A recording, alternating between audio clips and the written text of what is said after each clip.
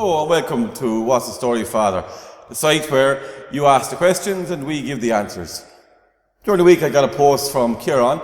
Kieran sent a very lengthy post, and at the end of it he posed this question. He said, why should I go to church when it's full of hypocrites?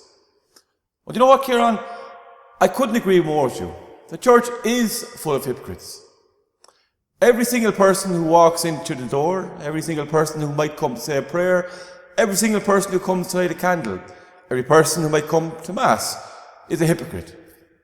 And maybe the person who's speaking to you here today might be the biggest hypocrite of all. And how do I know we're all hypocrites? Well, because whenever we go to Mass, the very first thing we do in public is to say, I am a sinner. In front of everyone in the church, we publicly confess that I have sinned. And then we say, Lord, forgive me for my sins. So why are we hypocrites? Well, it's very simple. We're hypocrites because we're human. Now, a hypocrite, in its simplest form, is someone who says one thing and professes belief in one thing and does the other. And if all of us are honest with ourselves, we have to admit that there are parts of our lives when we say one thing and do another. We may desire to be honest, we may desire to be loving, we may desire to be forgiving. But there's something in us that doesn't always match up to the standard. So Kieran, you're absolutely right.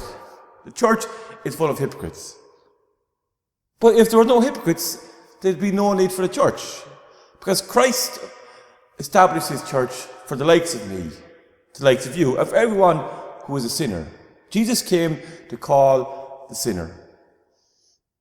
But the difference between the Christian who understands hypocrisy in him is that we know our need for God's forgiveness. And we know the standard that God has set for us. The standard God sets for us is very, very high. In the letter, in one of the Gospels, he says, you should love your enemy. You should lend without any hope of reward. You should turn the other cheek. So the bar and the standard for Christians is set very, very high. And we know that we fall short. But we also know that God knows of what we are made. And so we can come to him and say, Lord, I have sinned. I am a hypocrite. This is the home where we can come and stand before God, not afraid of what he will say about us, not afraid of what the world might think of us, but because God has made us. He knows what we're capable of. He knows the great good we can do. He also knows the great bad we can do.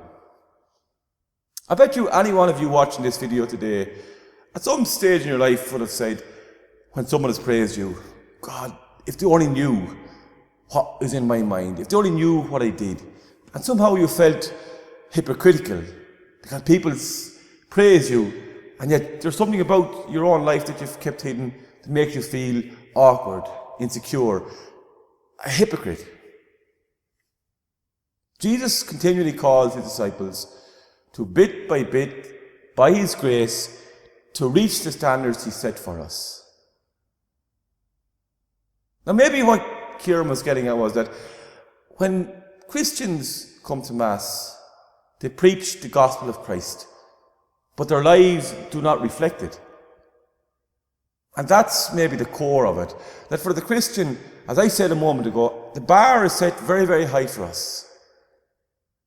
But the man who set the bar is also wise and knows that we may strive to clear that bar. Sometimes we lock it, sometimes we go under it, sometimes we go around it. But he continually asks us to strive to become more and more like him. Or as Jesus said himself, to love one another as I have loved you. I recall a phrase that my grandfather used one day when this same comment was made. I don't know the context of where it was made or who we were talking about or where it happened, but I remember it being said. Someone said, oh, the church is full of hypocrites. And my grandfather said, it surely is, he says, but there's always room for one more. So until next time, take it easy and God bless.